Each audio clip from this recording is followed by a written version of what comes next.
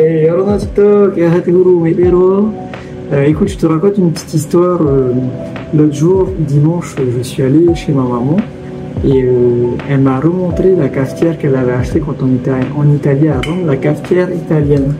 Donc, composée d'un bac pour l'eau, un espèce de filtre dans lequel tu mets ton café moulu et après, tu as ce récipient avec un autre filtre à ce niveau-là.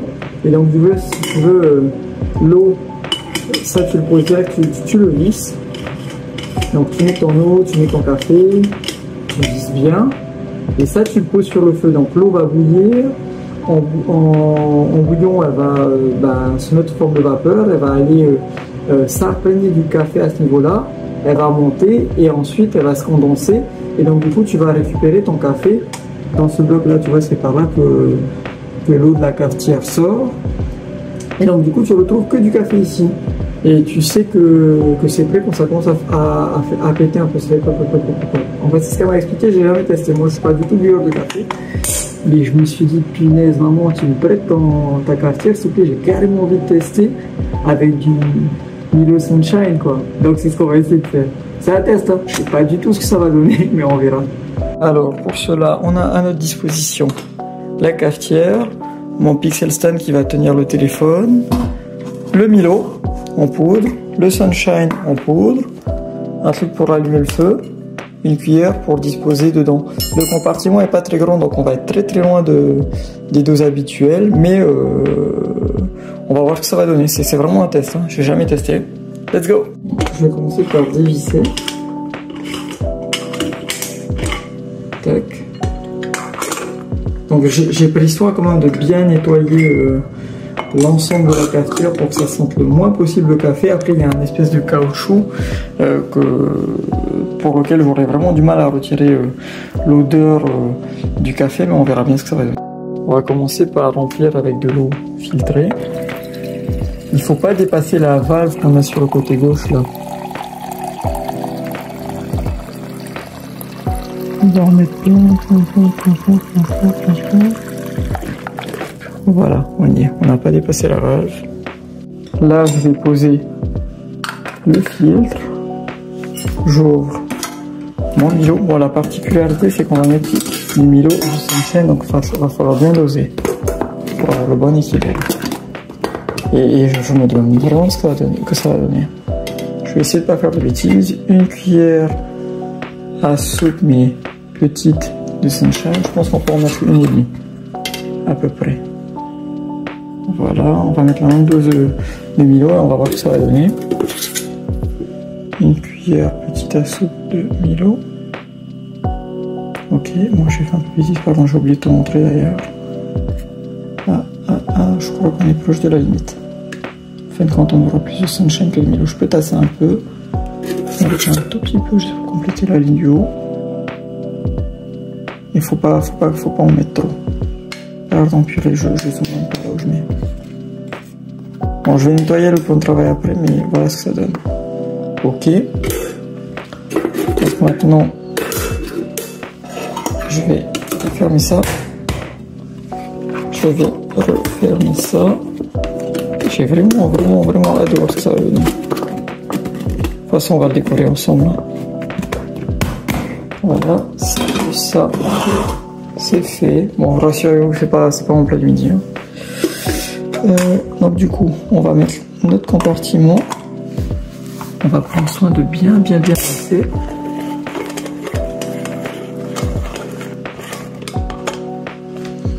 Ok, c'est les valves. Je visse bien. Donc j'ai mon eau fraîche, j'ai mon filtre avec le Milo et le Sunshine. Et là j'ai mon compartiment.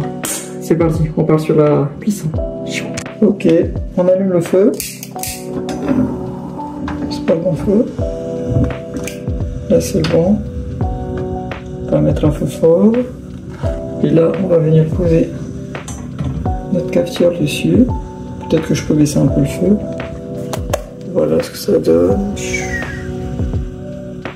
J'espère que c'est comme ça. Alors ça commence à bouillir. Ok, je pense que là il faut calmer le jeu. Voilà ce que ça donne. Je crois que ça a fonctionné.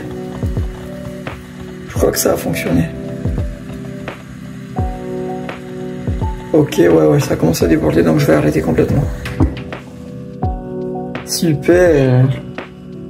Allez, et maintenant on va tester de verser.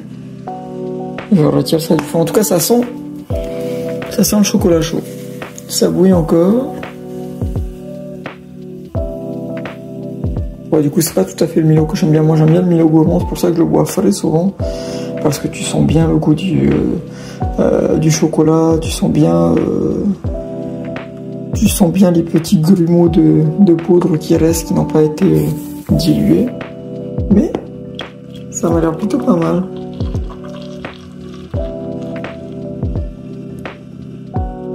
Je vais attendre que ça refroidisse un peu et je vais te donner mon avis sur ce test. Ça me fait tout juste une tasse pile poil. Nickel. Génial. Maintenant on peut s'interroger sur le fait de savoir s'il y a encore de l'eau dedans, mais je regarderai après. Bon, ce que je vais faire, parce que je suis tellement impatient que je vais essayer de tester d'abord avec une cuillère. La fameuse technique pour boire plus rapidement.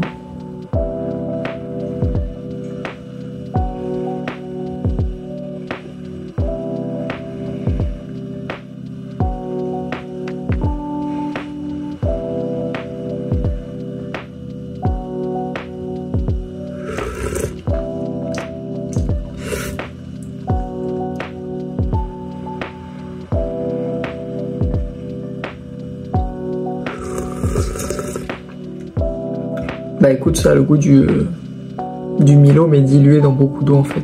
Je pense que j'ai peut-être mis trop d'eau. Mais en même temps, si je mets pas suffisamment d'eau, je me demande si le conduit va pas se boucher avec des morceaux de grumeaux de Milo agrégé. C'est pas mauvais, hein.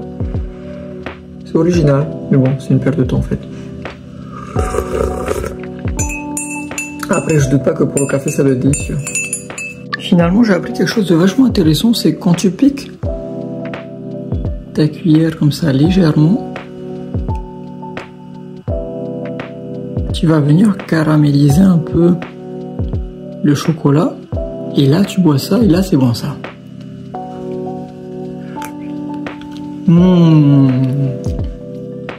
Ça par contre c'est parfait, en termes de goût c'est délicieux.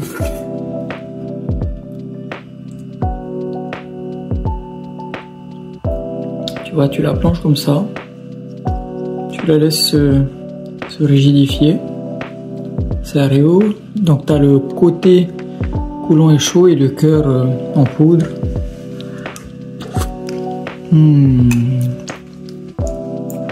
Ça ouais. Bon les amis, bah, après mieux réflexion, c'est pas si mal, c'est un peu plus raffiné. Est-ce que ça vaut le coup de le faire? Pas plus que de faire du Milo à la casserole comme les familles polynésiennes ont l'habitude de le faire. Donc c'est pas mal, mais je pense que peut-être faudrait tester avec un chocolat de meilleure qualité.